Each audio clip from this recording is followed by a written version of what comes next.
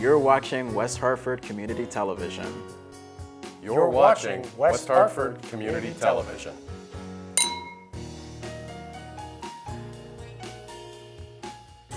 For the community, by the community. I honestly never expected to have a job again. I thought that my career had started to phase out. People are pliable, are resilient, and that you can take what you've learned from one situation and easily apply it to another.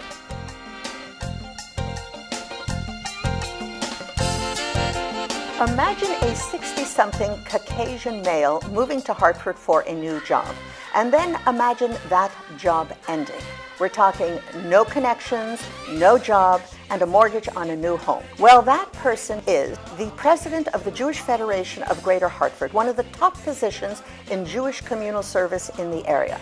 He had absolutely no experience and no education in Jewish leadership.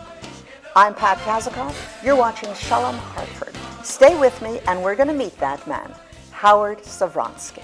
Is that true? It's all true. Hard to imagine, but it's all true. So let's flash back to growing up. Tell me a little bit about your background.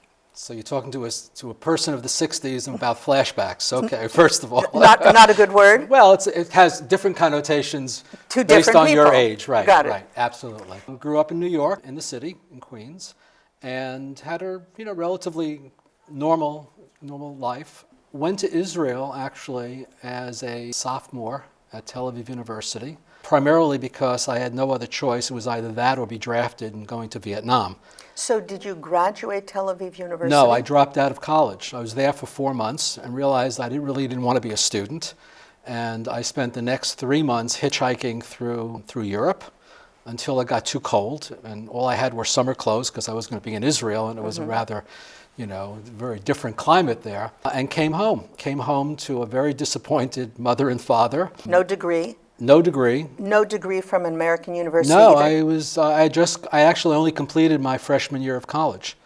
And I had a few credits that I was able to get while I was in Israel, and came back and decided I was going to go out and find my own way in the world. So how old were you about then? I was 19. So you're 19 years old, you don't have a good degree, you don't have an education, but you have clothes. I have clothes, I had a guitar, and I had hair that was growing exponentially longer and longer.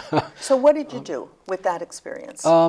I decided that I needed to find a job, but I also knew that I needed to go back to school. I mean, I had not given up on my education. It was just that I had to find the right time where my educational goals would fit into my lifestyle, my life goals. Were you conscious at that time, like right now we're bringing words to it, but were you conscious at that time that you needed an education, or were you sort of floating around? No, I knew I needed an education. You knew that? I grew up, neither of my parents went to college. They were both working class folks with commercial high school degrees. I would be the first person in my immediate family to go to college. I knew that was something I was going to do, but I was going to do it at my own pace. So then what happens? So I start working, getting odd jobs, and I decided I really wanted to do something to work in my community. And at that point, I was really interested in working with youngsters, with teenagers. So you had the communal... I had some idea. I had been very active younger in USY. I had gone to Camp Ramah. So I had a strong connection with teenagers and young people. And I felt that I had a particular skill in communicating with people. Did you have a big experience in being Jewish? Was that important to you at that time? It was up until the time I went to Israel, but by the time I got back from Israel, it wasn't not so prominent. Much. It wasn't prominent in my life. So so now you're interested in these adolescents. You have this sort of I have this vague idea, and I hear about a peer counseling hotline program at Queens College. And I was already making plans to go back to school at night. I was working in various odd jobs, and I went in to interview it was called Oz, O-Z, after the Wizard of Oz. And it was a part of a national network of, at that point, suicide hotlines were very popular on campuses. And I went in and I sort of told them what I was interested in doing. In the middle of my interview, in walked a young woman who I recognized from high school, who did not recognize me because by then I had long hair and a beard. Right, right. And she came in and to grab a cigarette, and I said, "Hi, Ruth," and she looked at me, "Who the hell are you?" And I said, "I know all about you." She later became my wife. I met my wife at that. So we go back to high school, actually. So you're now working So in I'm the working at the suicide. Suicide Hotline, and we're really at the cutting edge of working with young people on the streets, counseling people about on their emotional difficulties, developing drug prevention programs. Now, why do you think you were interested in this suicide business, in the drug prevention? It was 1969, and I was surrounded by friends who were very actively engaged in the drug culture, and I witnessed, unfortunately, too many of them either committing suicide or being negatively impacted by their drug use. So I had a particular interest in trying to work with people who were suffering both emotionally and by using drugs and substances. Did you have any drug addiction issues? No. Personally, no. And what about those, like you said that many of your friends had that. Did you have anybody closer than a friend who had that? I had close friends who, were both experimenting as well as being heavily involved in drugs. It was a time where people were looking to get out of the military. I was in the first draft back in '68. More and more people were turning to drugs as a way of getting deferments. So now you're working at the suicide hotline, and the way you're talking, it seems like you enjoyed that. Like you just liked it. I can feel it really fulfilled a very deep-seated desire in me. It was very satisfying because not only was I working and helping people, but I became part of a small community of college students, of faculty, who were all driven by a particular mission, which was to reduce suicide in our community and help young people who were struggling, both in high school kids as well as college kids. It was college-based, but it was community-wide. So did that lead you back to college? So I started going back to school at night. I was on the hotline, oftentimes I had the midnight to 3 o'clock in the morning shift. Sometimes it would, depending on what my schedule was like. I was also driving a cab in New York City. And then about 6 of us decided that we wanted something more. We heard that the federal government was looking to establish a drug prevention training program. And along with our faculty advisor, we spent 6 months in my friend's apartment and wrote a grant. And we got $250,000. How old were you when this happened? I was 20. You were 20 years old. 20 years old. I became the director of training for the Metropolitan Training Institute. My wife became the liaison officer. Roy became the director of finance. Jerry became the director of the Training Institute. And none of us were over the age of 30 at that point. So you're sort of deeply involved in mental health, and you're a leader. I mean, you must have felt that you were a leader. I knew I had leadership potential. I mean, I was vice president of Metna USY when I was 16. So I always gravitated to positions that would allow me to influence organizations. And I always found that very satisfying. I didn't see myself as a politician. Well, it's sort of funny that you should say that, because you're in your new job, being a politician is part of it. On some level? But in a prior job, it was a largely part of my work. I was, mental health commissioner for 9 years on Long Island. So how does one get from the suicide hotline to the commissioner of mental health in Nassau County? How does that happen? It was an interesting journey. It was not planned, let me just tell you that. From the Training Institute, I went back to school, got a master's degree in social work and clinical social work, had various positions along the way, and decided that I needed to complete my graduate training. I convinced the commissioner at that point to take me on as a student. After a year there, they offered me a job. I worked at the Department of Mental Health for over 27 years. Moving up gradually, I was head of their community support program, then I ran their forensic unit. My specialty is in forensic mental health, and I set up the first correctional mental health program in Nassau County. Became a statewide consultant, and was very happy doing what I was doing until I got that fateful call one Friday afternoon from the county executive saying that the commissioner is retiring and your name has been put into the pool, and I'd like to offer you the job as Commissioner of the Department of Mental Health and Developmental Disabilities, which is something you can't say no to. Well, given where you came from, if we backtrack, you didn't graduate college in the normal way No. of graduating college. Then you go to suicide hotline. Then you become a social worker, and now you're the Commissioner of Mental Health. How does that happen? Sometimes I sat, oftentimes late at night, scratching my head saying, So you know. if you were looking back, and now you have the benefit of being able to look back, what would you think were the qualities that sort of put you in that position? Because there's only one commissioner of mental health. There's only one commissioner. There's not a lot. Yeah. So only you were chosen to do that at that time. Why? Can you bring words to that? Why you? I always tried to be authentic in my relationships, tried to be conciliatory in the way I dealt with people. And I guess those skills and that approach that I had to both organizations and to management and my interpersonal stuff was appealing to those people in senior leadership. Like any organization, they took a risk on me, and I took a risk in taking a job that I didn't really feel fully prepared for. And how does that feel, like not to be fully prepared? It was scary. It was really scary. The commissioner who hired me was the same age as my father.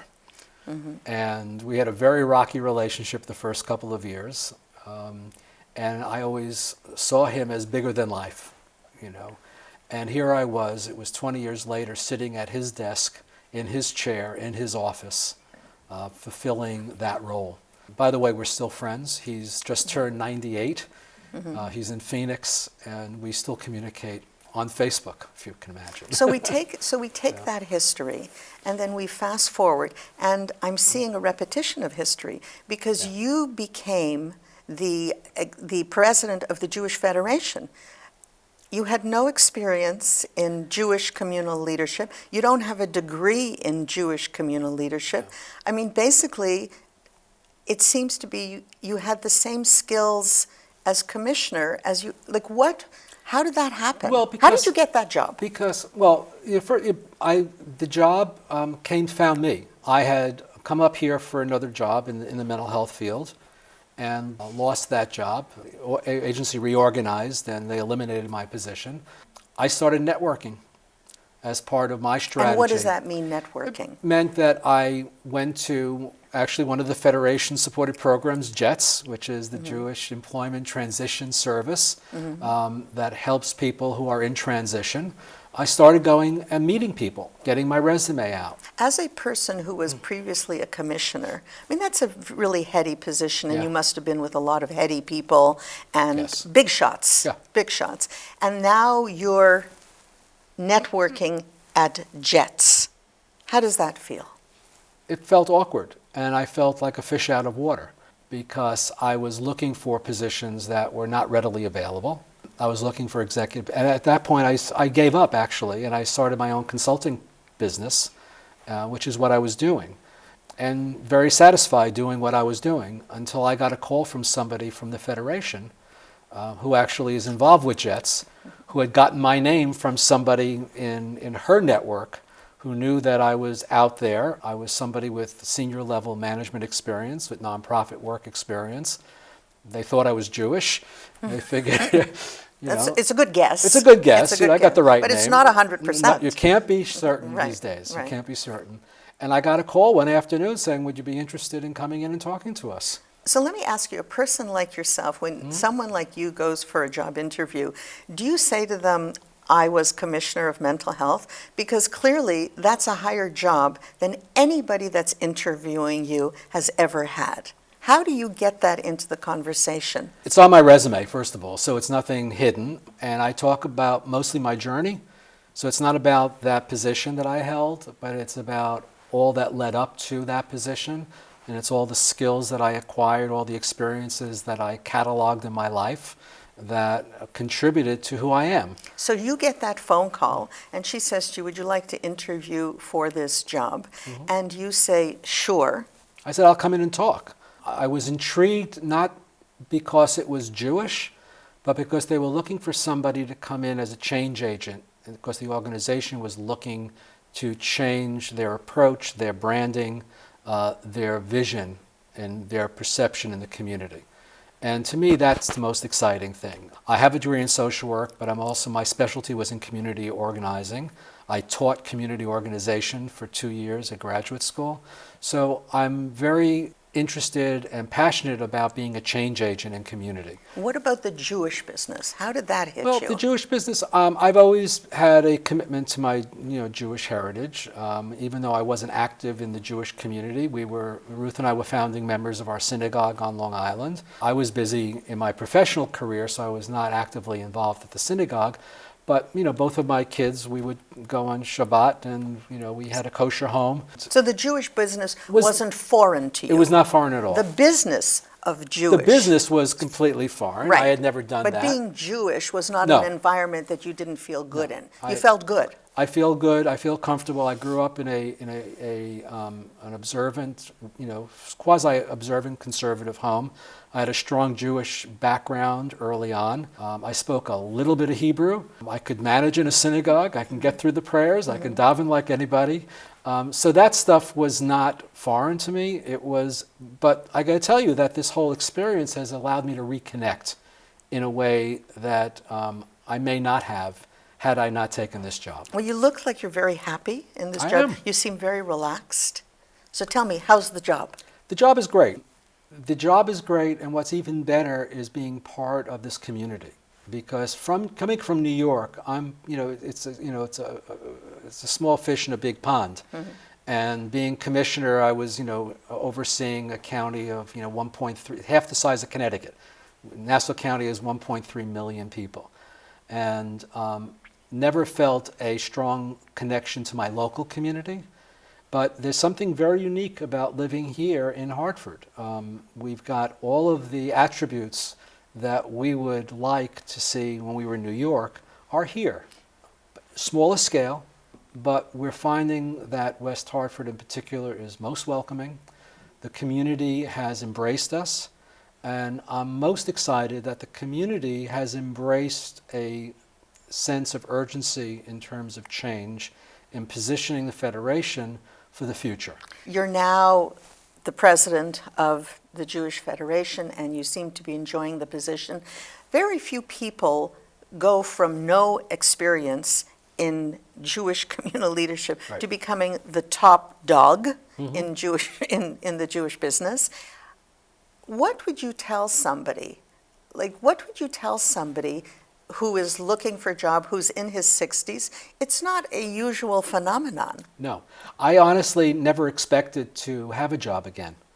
I thought that my career had started to phase out. I was doing my part-time consulting work, looking forward to Social Security. Mm-hmm. And when this thing came. So part of what I would, I'm a former therapist. I don't like to use the word advice. What do they use, counsel? Well, I have to charge you then, right? Fine. I can afford it. Both my wife and myself found ourselves in a similar situation of having to reinvent oneself, is to embrace the change, embrace the fear, recognize the strengths that you have collected over the years of experience that you've acquired, that be confident in your own self-worth, that people are pliable, are resilient, and that you can take what you've learned from one situation and easily apply it to another. And don't get caught up on labels. Just because the job says you're president of the Jewish Federation doesn't mean that somebody with years of experience of doing senior management, working in organizations, working in nonprofit sector, working with people, can't apply those skills in this particular job. I have a lot of friends in my situation who are sort of giving up. Well, it's not an unusual situation. It's not especially in this economy. Right. Especially in this economy. More and more people my age are finding themselves being excised out of their jobs or whatever. Embrace the change. So you said before, embrace the fear. Right. What does that look like? Some behaviors that would translate into embracing the fear? Well, part of it is I find, is to go into the situation and listen.